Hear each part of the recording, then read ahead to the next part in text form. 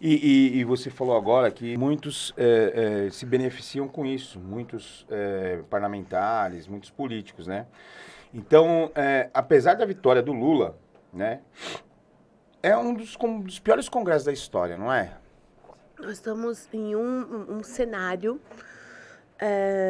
muito gritante de falta de conteúdo verdadeiro do que é política pública.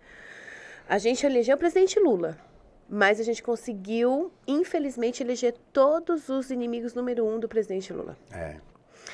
Então, o debate, quando você olha, né, aquela tribuna, quando você olha essa extrema-direita, que são uns 130 dos 513. Sim. Né?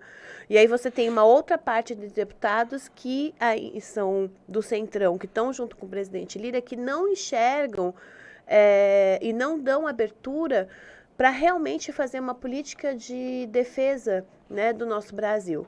Por que eu falo isso? Porque eles ainda sempre ficam buscando, dentro de projetos de lei, da eleição, de projetos que são importantes para o governo, da relação orçamentária, tudo eu quero, eu vou te aprovar isso, mas você me dá o que em troca? A gente ainda está, infelizmente, nesse sistema, né?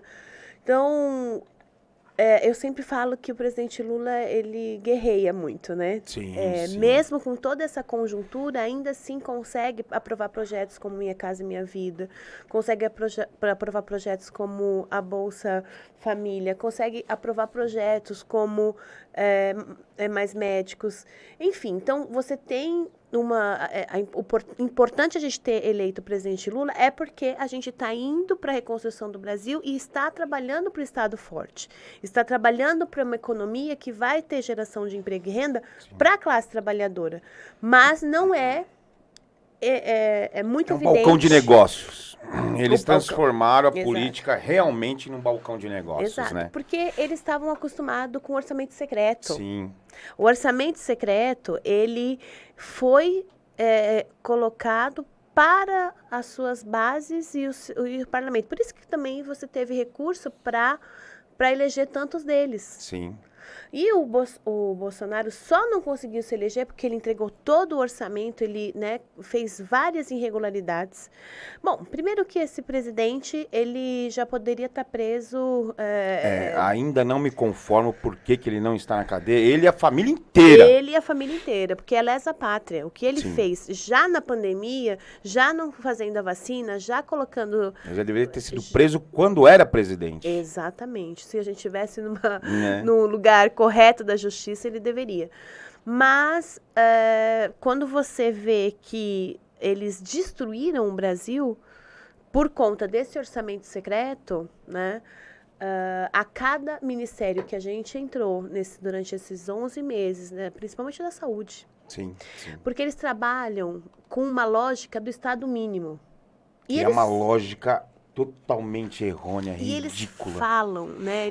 Juliana, o que é Estado mínimo? É simplesmente que eles pensam o seguinte: você não precisa ter um sistema único de saúde, que você vai lá no posto, que você possa fazer atendimento no médico, depois passar por exames, que o governo não precisa pagar isso. E na pandemia, no próprio governo dele, se demonstrou que o SUS foi mais necessário do que qualquer outro hospital particular. Isso, sem dúvida nenhuma. Isso é para todas as outras pastas, que você não precisa ter creche pública, que você não precisa ter escola pública, que você não precisa ter assistência social que te enxergue, né, o que ali quando precisa da assistência social. Você não precisa ter segurança, eles queriam que cada um fizesse sua própria segurança. Com as armas, né? Então, é isso que é o Estado mínimo, né? E a gente trabalha, quanto mais presidente Lula, né, a nossa concepção de trabalho, quanto mais você tem orçamento para uma política pública que atende, né, o povo, mais você não depende tanto, né, de ter recursos para poder, por exemplo, se eu não tenho...